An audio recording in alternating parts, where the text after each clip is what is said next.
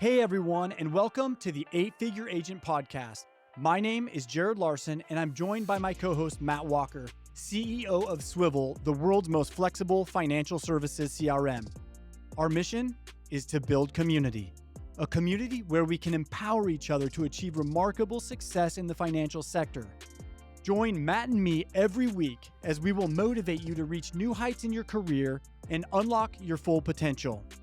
Reaching your next level of success starts now.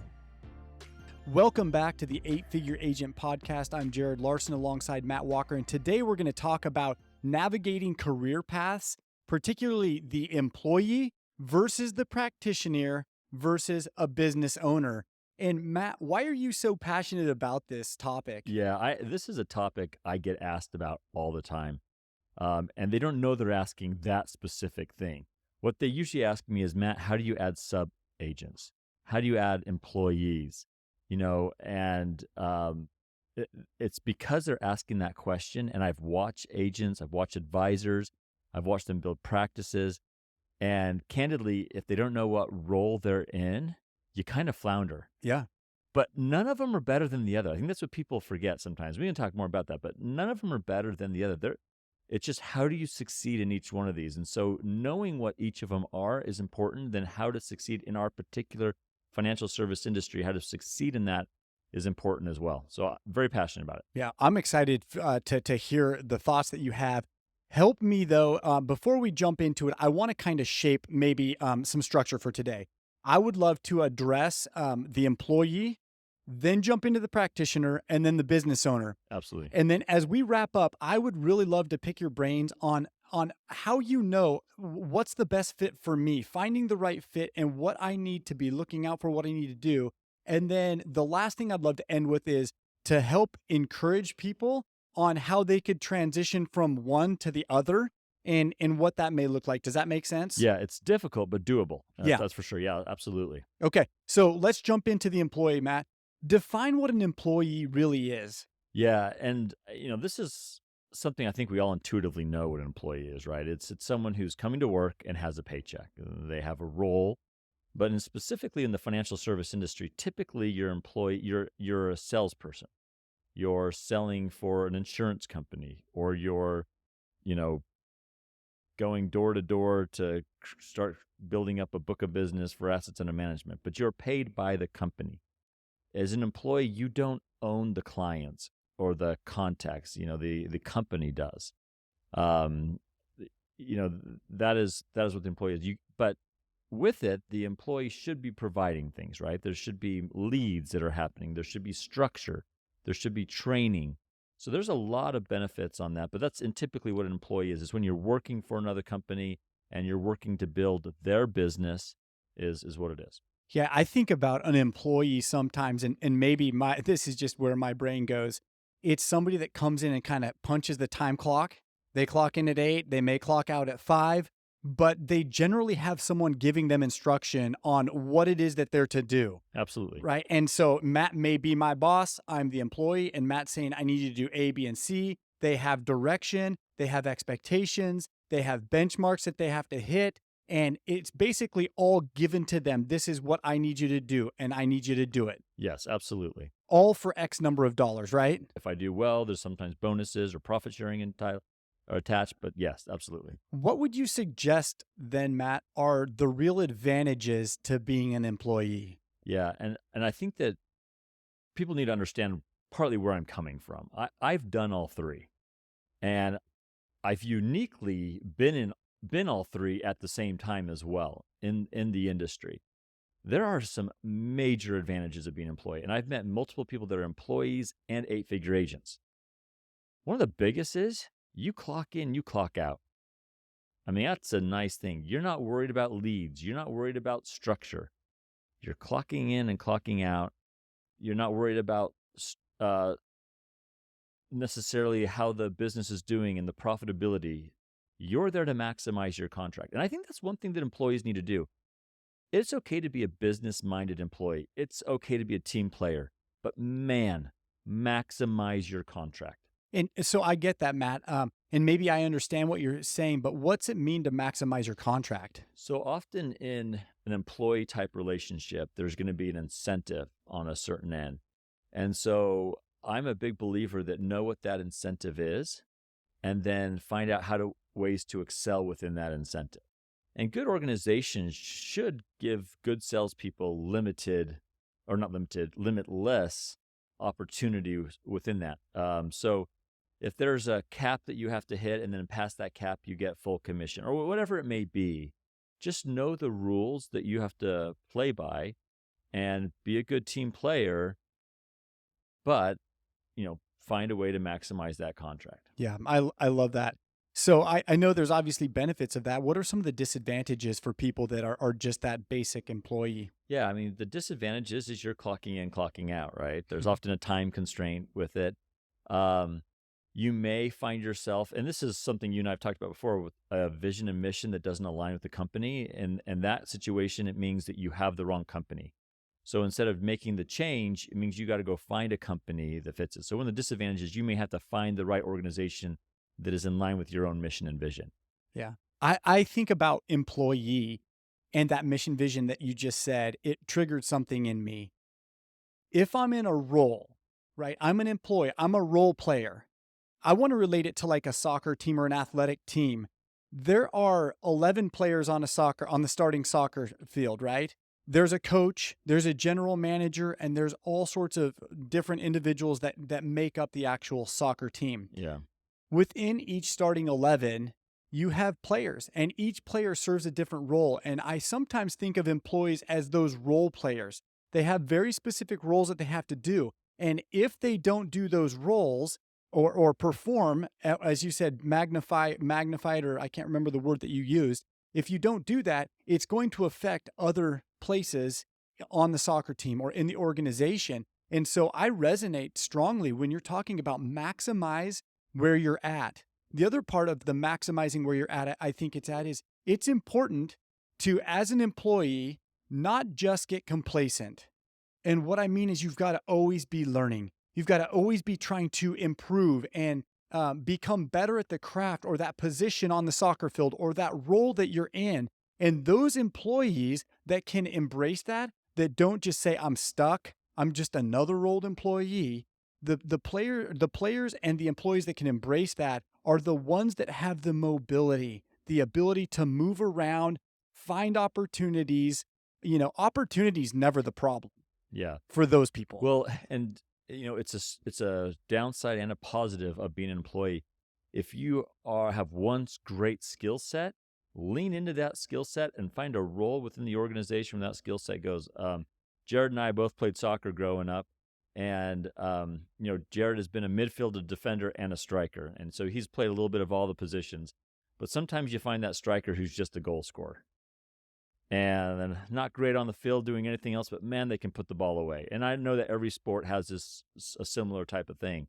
You're not going to have your kicker start throwing the ball as a quarterback, right? Like, we get the idea. There's role players. And part of the great thing about being an employee is you can find your role and you can excel in it. One of the downsides is there's often a price cap to each of those roles. And so even though you may be really great at kicking, they're only going to pay you so much, but if you're really great at throwing, they'll pay you this much. And you get the idea within an organization. So one of the things that I encourage people to do as an employee, especially in the financial service industry and being an agent or advisor, or even a staff member, is to use your skills and strengths in an area that you can get compensated the most, and finding an organization that values what that is. There are great organizations out there that are like, it's the sales team, and they will pay the sales team. And, that's morals and everything else go out the window, take care of the sales team. And I don't mean that to the extent that I'm saying it, but the other part of it is, it's a team approach. And for those, it's the staff that tends to get more involved, and salespeople have to learn to work together, and it's more of a collaborative approach. And so finding the organizations where those values shift and change, let's stop viewing them as good or bad, but let's view them as, where do my skill sets work best? Where do my values fit in the best? Yeah. So as we're taking a look at an organization, particularly in our industry, we have administrative assistant type roles. We've got support roles. We have service roles. We've got underwriting roles. We've got sales roles. We've got leadership roles and management roles. And when we look in the organization, there are so many roles. And so I'm going to ask you a question. How important is it that number one, you find the right company, and number two, you find the right role? And if you don't, what happens? Oh, this is when you get stressed out on Sunday night because you're afraid to go to work. It stinks. You find yourself complaining all the time. You feel like you start saying stuff like, well, I think it's a good company, but if they did this, this, and this, it'd get better. And before you know it, you start finding that you're not swimming the same way that everyone else is. And that's usually a good indication that you're in the wrong spot. On the other side of that, if you're a business owner, or you may find that you got an individual that's kind of swimming the wrong way.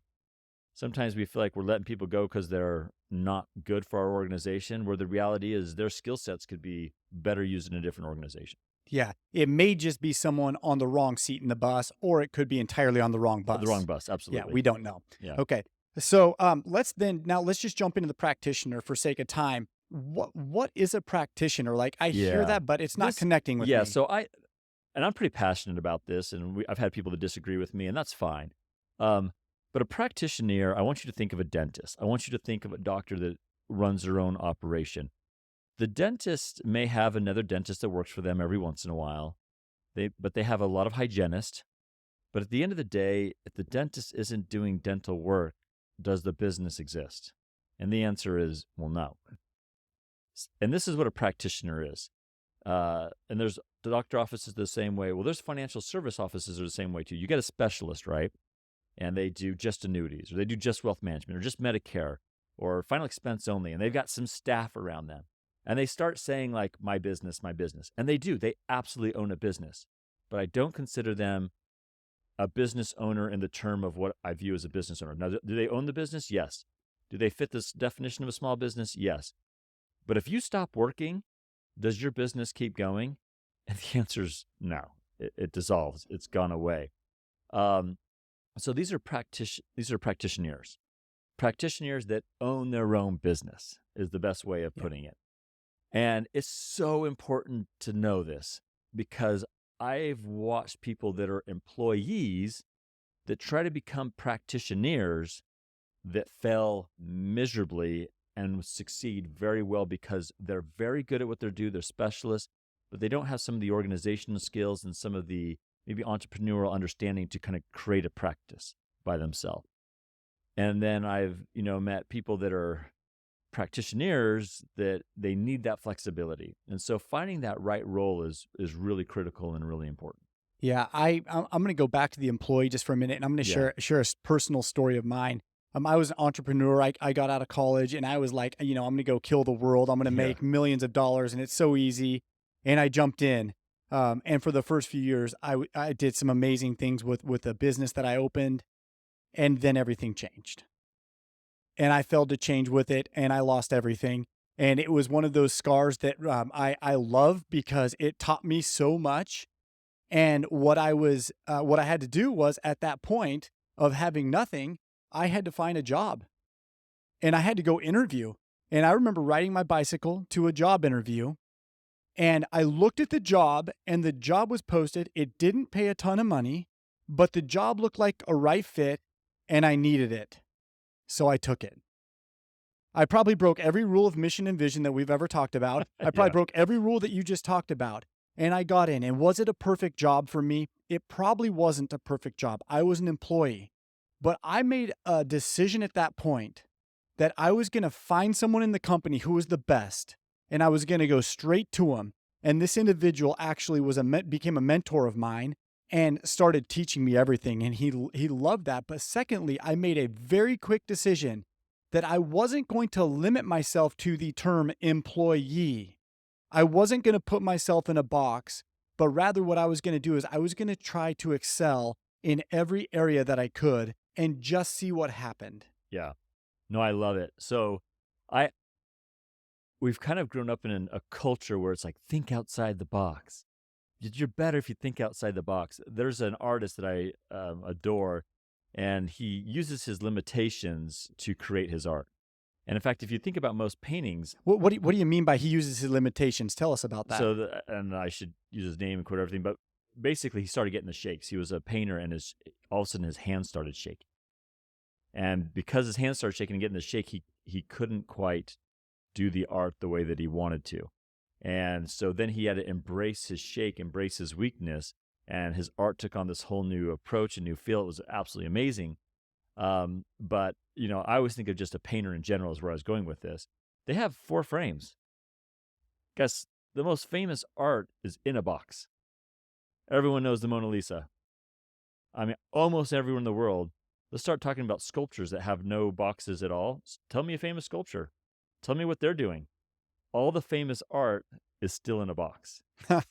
And so, as an employee, some of the greatest work that can be done is employee. I started out as an employee for MassMutual.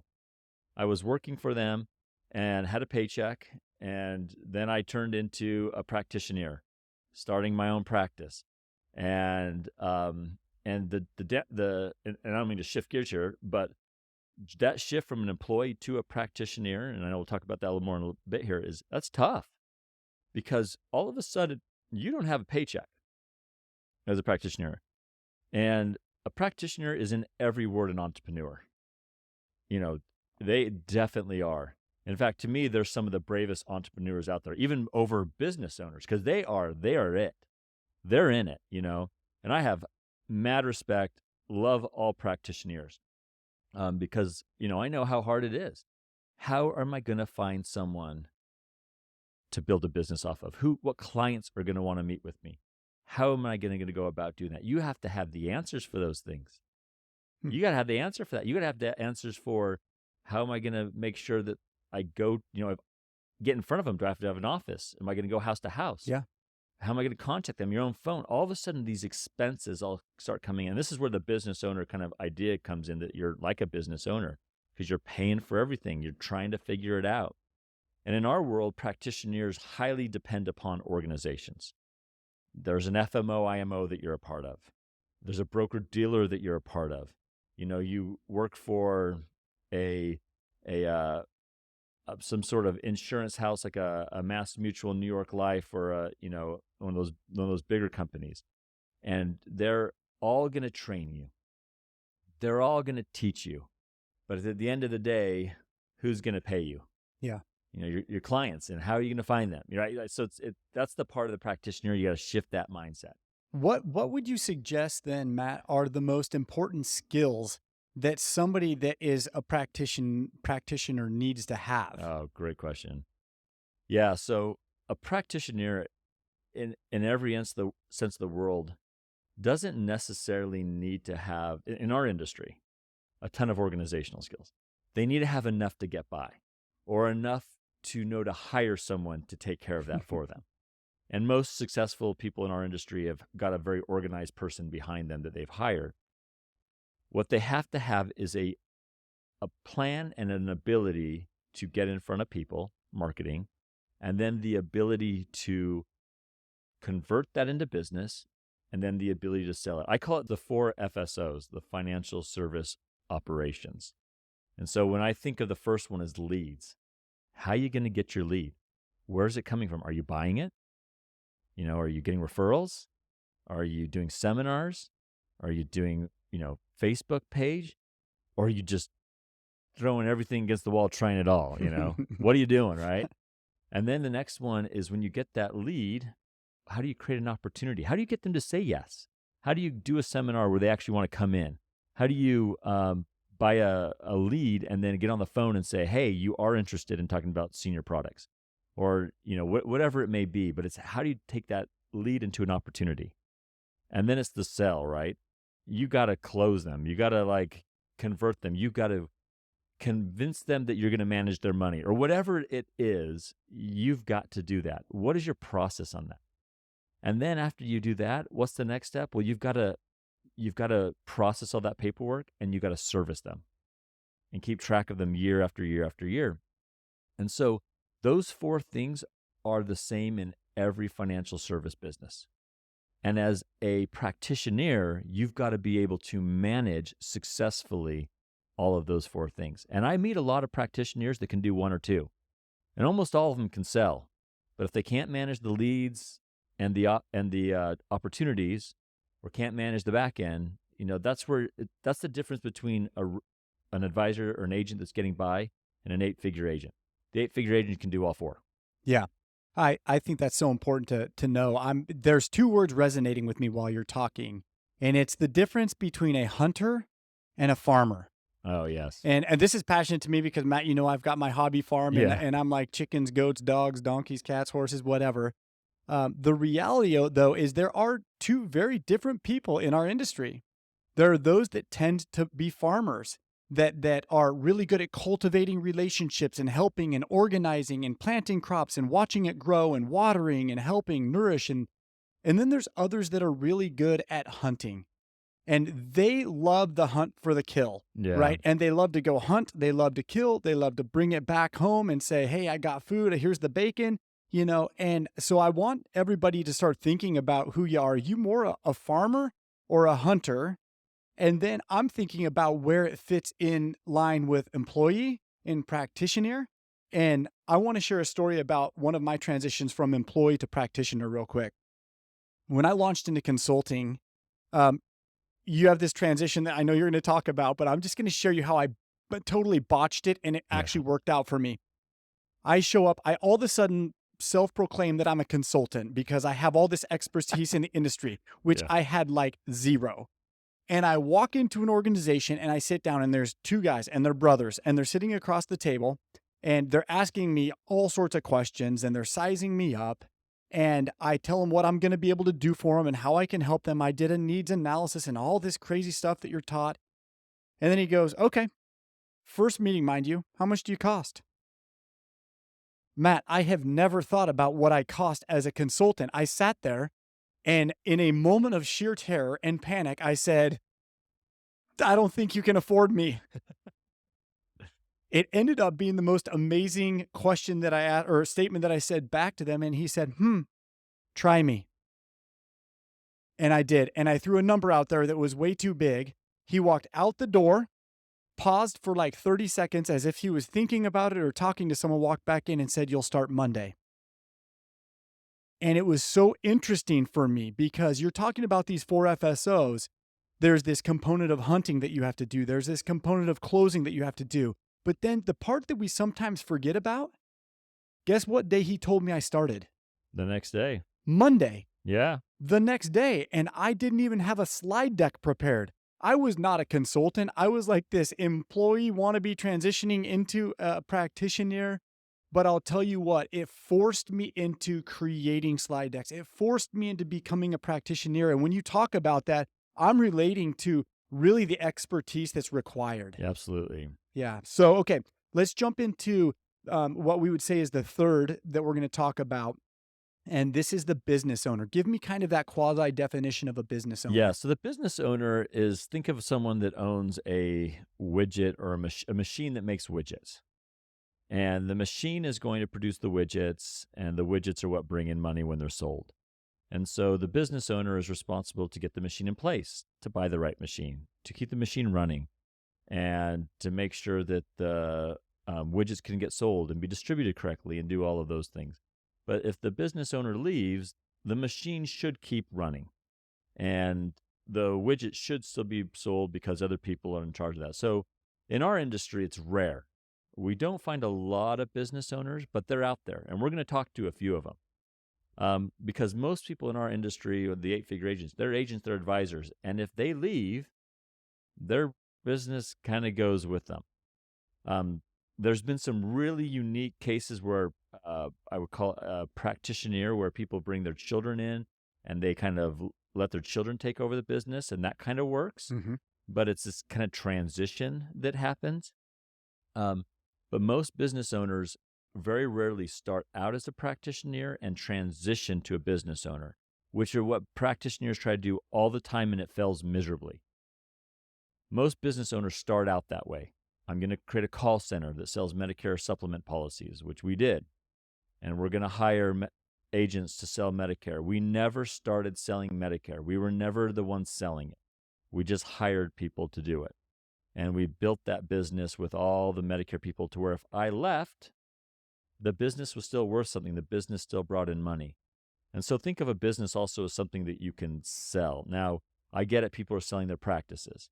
But businesses, you could usually sell on multiples, where practices, it's very hard to get more than one or two multiples off of. Yeah, and there is a philosophical difference between the practitioner and the business owner. And I'm just going to say it this way. A practitioner works in the business while a business owner works on the business. 100%. And business and practitioners sometimes have to be business owners where they have to work on the business too. So I get that there's a little bit of movement there, but business owners are always working on the business. Yeah, and I think that the challenge from that is, as a practitioner, you're grinding. You still have to grind. You still have to make sales. You still have to be in the everyday processes and touching. And heaven forbid you walk out the door and get hit by a bus. That can stop. Yeah, and that's one of the negatives. But I think in that same tone, you can say it another way, because I am a practitioner, and you can say, you get to meet with the clients every day. You get to make an impact. I love that. You get to change lives. You get to be a part of the whole reason you started your practice. And you get to see lives change every single day. So you're really empowering. As a practitioner, you're empowering anybody that's working around you, that you get this wonderful opportunity. You're direct to the consumer. It is a real touch. It's just like the employee who's a salesperson for a big company. They can be more hands-on with the consumer. Same with the practitioner. Your clients, man, they're more than clients. And anyone who's listening knows that those clients are more than clients as a practitioner. When you're a business owner, I didn't even know any of our clients. They're numbered to me on a board that I was managing with analytics. But as a practitioner, I mean, I use people's names because I know them and I know their children and I know the story behind them. Let's talk a little bit more about the business owner, from the sense that the practitioner is working in the business. Now let's talk about what working on the business really feels like, because that business owner now is going to have to not just come, they don't need to come in and kill the meat anymore. What they need to do is learn how to recruit, how to hire talent, and they ultimately need to learn to work through people and bring people up, coach them up, and coach them into positions. And I can't imagine, is that like something you just innately were born with, or what? Tell me about the process. I mean, definitely there are people that I feel like are just naturally better at this than others. And I think you can learn certain skill sets to help you with this. I mean, everyone grows up, they kind of know if they're a leader or not deep down. But the right leader has the ability, and I feel like a good business owner, your change to your client is really your employees. These are the people you're building up. These are the people you're investing time in. Going back to the business owner owns the machine that creates the widgets. The business owner is building all around the machine, right? He wants that machine to work well. Well, if those machine in our industry are people, then that's what you're doing. You're focusing on those people. How do you get them working better? How do you make their lives better? You know, helping them with their mission and vision, helping them with direction, education, training, but also the infrastructure to succeed, the management for accountability, the infrastructure of where to even sit and who to, what a process of you're going to use from as detailed as how you're going to say things to what phone brand you're going to say it on, and everything in between. And all of a sudden, those things become more of your focus in your day. Whereas a practitioner, because you're working on the day-to-day business, what you're doing is you're often hiring out an office manager that's going to make those decisions for you. Yeah. And so when you talk to a practitioner and you start asking about questions about the operations of the business, lots of times you'll see them be like, I don't know, Samantha takes care of that for me, or Craig's over there taking care of that for me. And it's almost like a pride of like, I don't work on that stuff. They do all that stuff. On a business owner, they say, how does this work? And they're like, oh, we do this, this, and this, and Jim over here overlooks this part, but here's how we're handling it. And they take pride in that process. They've built it. They've constructed it. That's their baby. What's the significant upside or reward of business ownership? Yeah. And I want you to address the opposite of that, right? Yeah. Like, what are some of the challenges? Be very blunt. Yeah. Being a business owner, you can make probably the most money. It is probably the easiest way to become an 8-figure plus there. But I can also say that it is also, and I say easiest, it is where you can get on the 8-figure plus money. If you build a business that can, in essence, do what it's supposed to do without you, that means you got a sellable asset. And private equity is built all around this. And if you don't know, you can sell those businesses. And you can sell them for a lot. And insurance companies, big companies will buy that money for a lot of money. So that's a tremendous upside. The downside is you can lose everything. Everything. And it can feel out of control. And usually when you talk to people and business owners, and I'm saying this because I've had both stories where we succeeded and sold for millions. I've also done it where we've lost everything in different business ventures that I've done. And the ones that lose everything, it's really easy to start throwing, well, this employee, and this didn't work, and this is the reason why, and my sales team could never do X, Y, and Z. And when it succeeded, it's, look what I did. Yeah. And so the business owner, there's a little bit of that world, right? But I think that the takeaway of the upside is you control your own schedule, different than a practitioner. My brother is one of my favorite people on this whole entire planet. When he started a business, and he didn't last much more than a year in this place. I mean, it's more than that. But then he was able to take off, go to a whole different place, pursue a whole bunch of different things while still being the owner of a business. If I even remotely tried that as a practitioner, my practice would be gone, right? So it's not only you can work somewhere else, you can do it. I've heard the thing with technology company, you can mismanage a technology company from anywhere. Yeah. And it's true, right? So that's the one of the main benefits of a business owner. Yeah. So it's really interesting to me as I'm thinking about the business owner. It really requires a different skill set. So you're saying, hey, it is. It does give you the opportunity to become an 8-figure agent, maybe quicker or on some scale or level. But what it does require is, and I want you to speak to this because I know every business owner in the planet has experienced this, myself included. You have to find a way to inspire, motivate, and work through the others to achieve the success that will make you the 8-figure agent. So it's not just going out and producing. Yes. It's now the frustration of, man, Matt's not producing. He's not selling. Hey, Mary's not doing this. Johnny's not doing this. And if those role players aren't playing for you, the result's not going to come.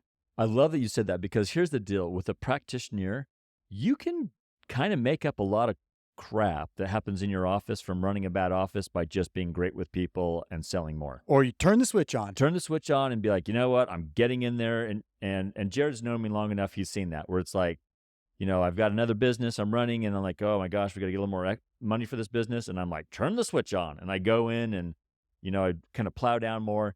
And no matter what's happening in my practice, or when I see this with other people, a bad agent, a bad advisor, or I'd say human beings that are good people, they're just maybe having a bad slump, right?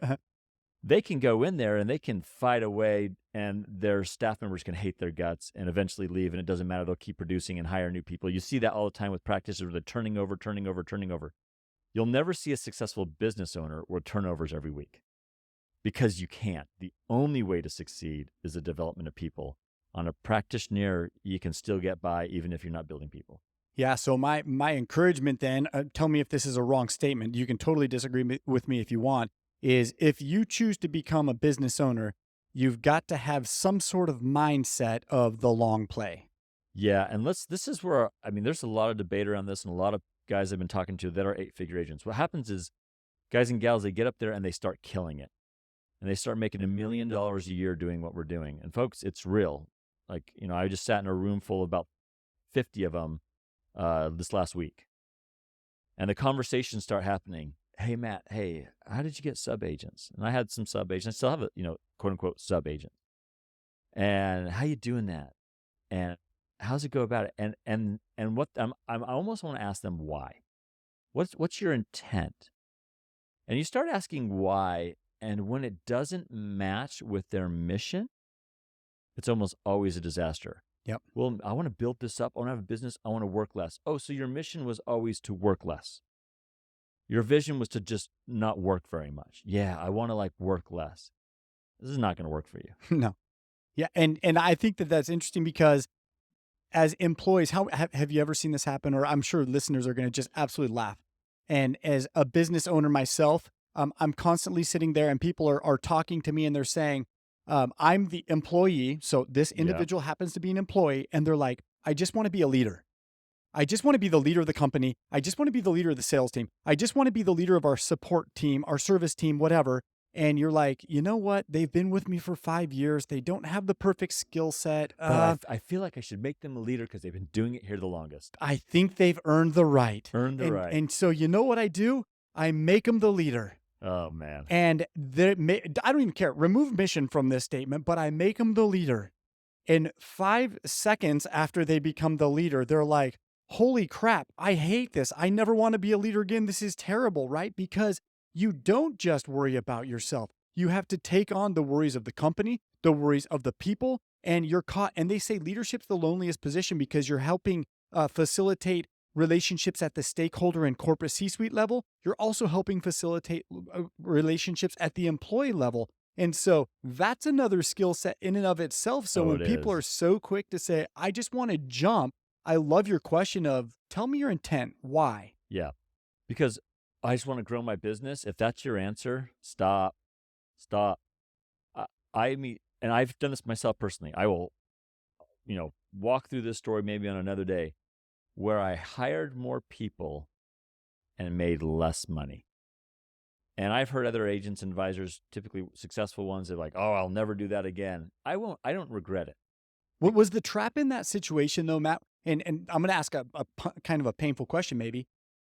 Was the trap your pride in wanting to grow too quick? Or was the real trap that you didn't know, so you just started hiring and then you weren't producing enough to cover the back end? So there's 2 traps. Trap number 1 was my own pride. I wanted to grow the biggest business, and I thought of a way that I could do it with annuity agents in particular by doing seminars that done multiple things. Now, I've seen other advisors do this type of model, and it does exist, and it does work, and I was one of them. Had it where I had the success on those things.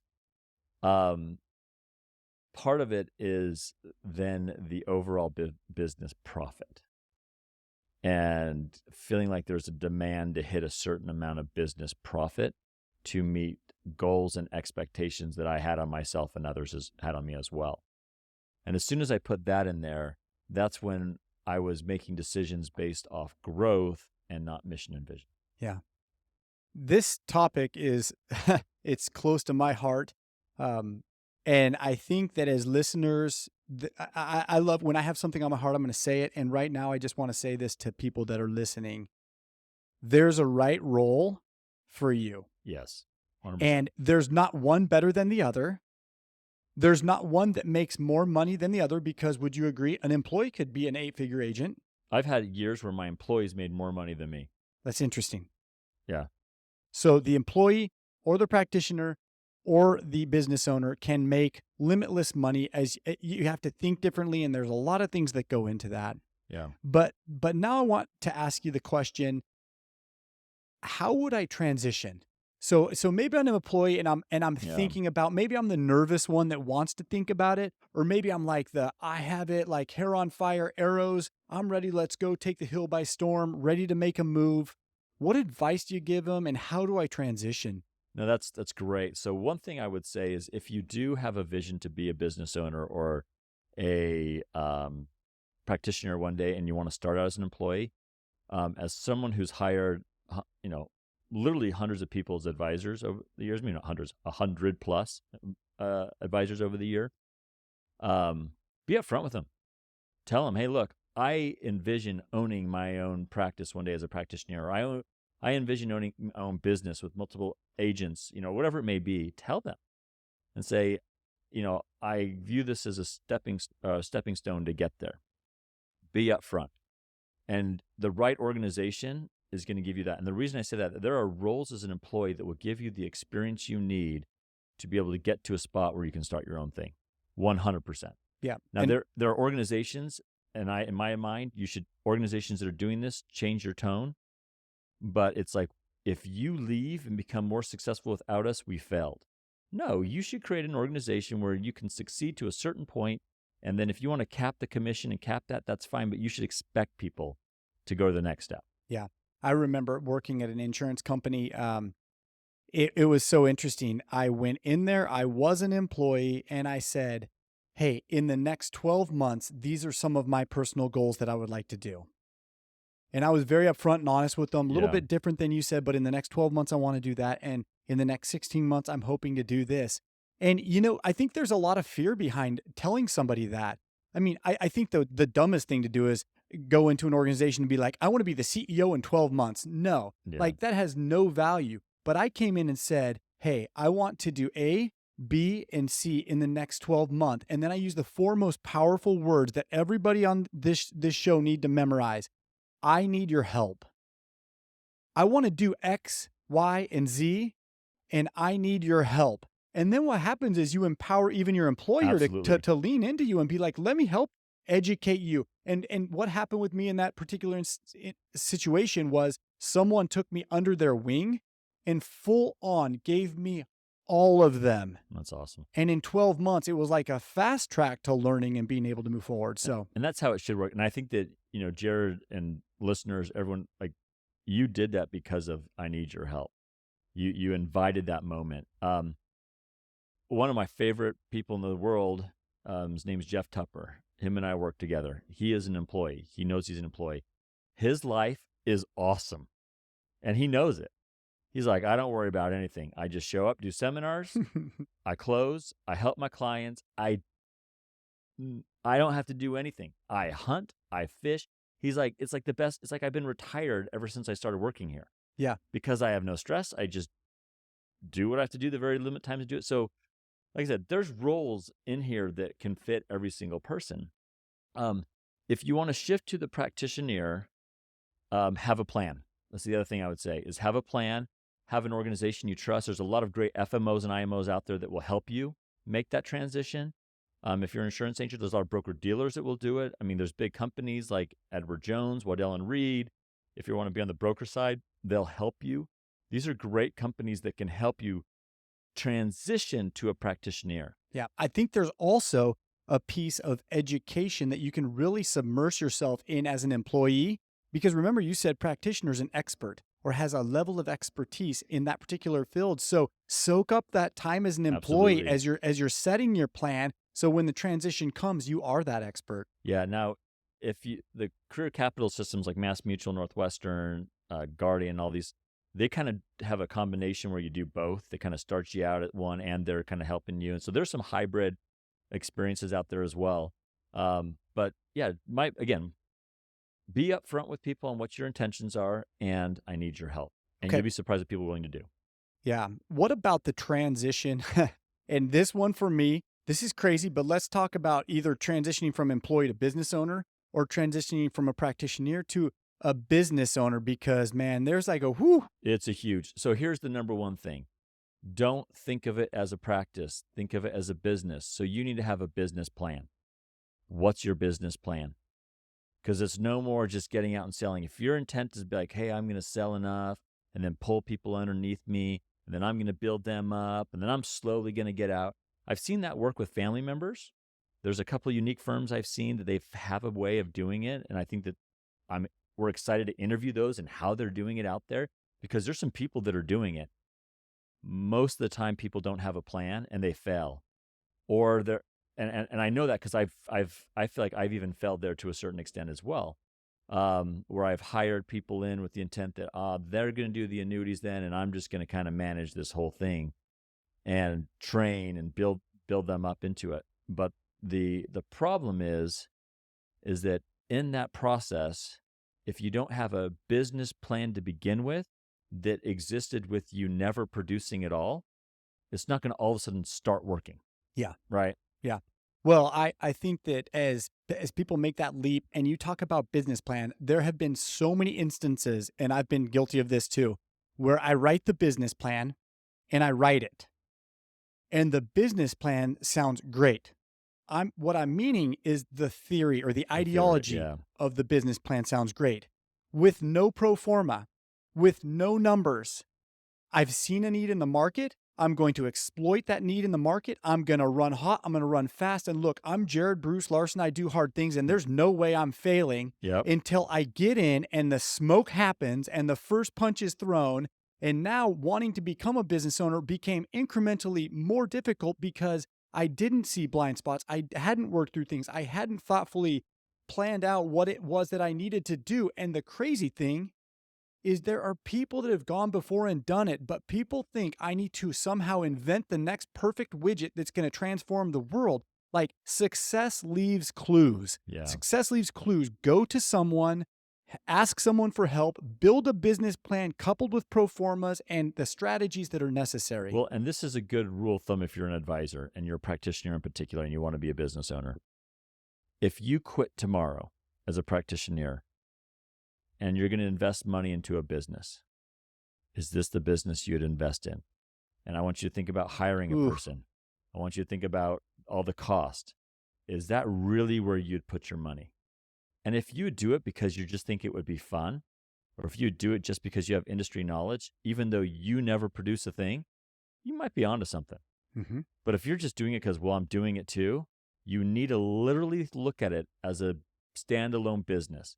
And so I watch these 8-figure agents, and they'll be like, yeah, I'm thinking about bringing someone on. And I'm like, there's not a chance that you'd ever invest. If someone came to you and say, hey, I've got this business where I'm going to have marginal people sell a little bit of annuities or a little bit of wealth management, they're going to be great.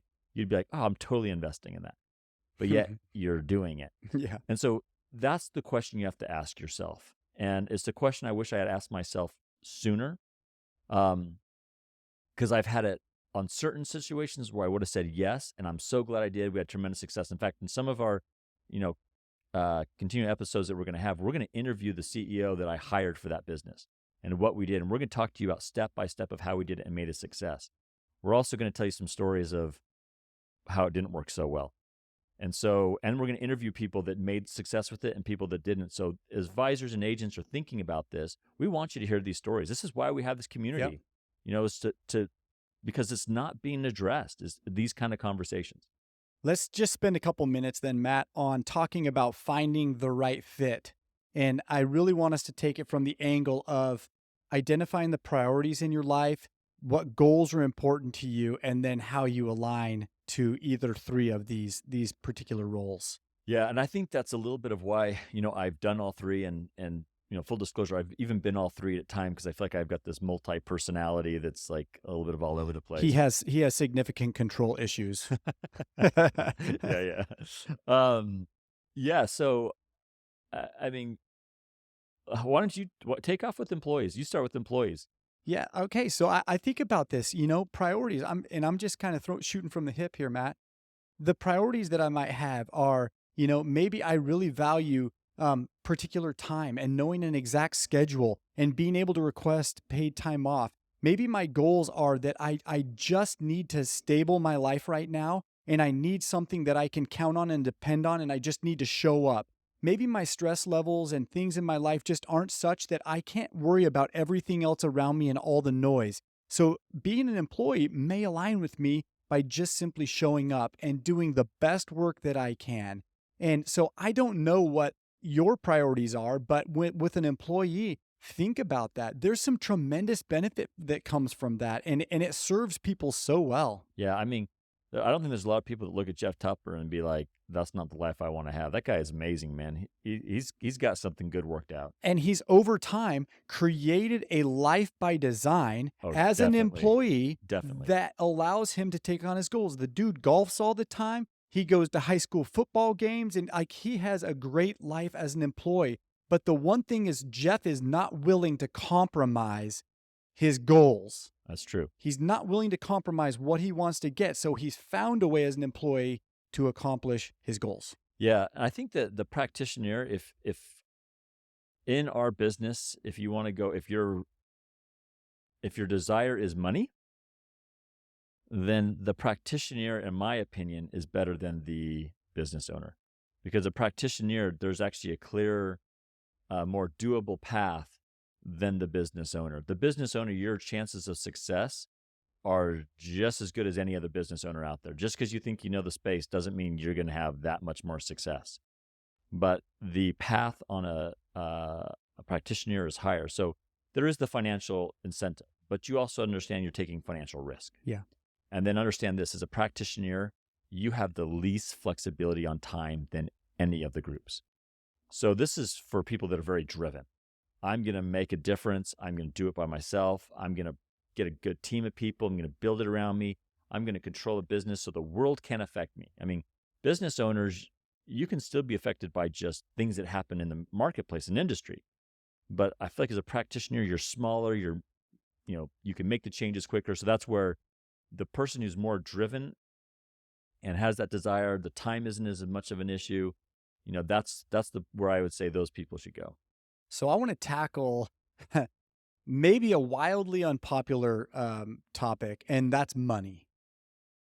Relating to all three of them, I mean, it's so interesting. I wish we could do a psychological study on our podcast of people's belief systems around money. Yeah. And so many people have this belief that money's bad, right? Or money. One of my core beliefs is money is good for the good that money can do. I like that. And so I think about it in each of these roles, and sometimes we solely base a decision off of money, and sometimes we don't in regard to these roles. But talk to me about how you would encourage people to think about money when either selecting a job, a role, or a business owner. Yeah, the irony of being in finance is you're talking about money and thinking about money all the time, right? And so I found that money in my life has often been this number that is an easy, definable goal of building something to a certain extent.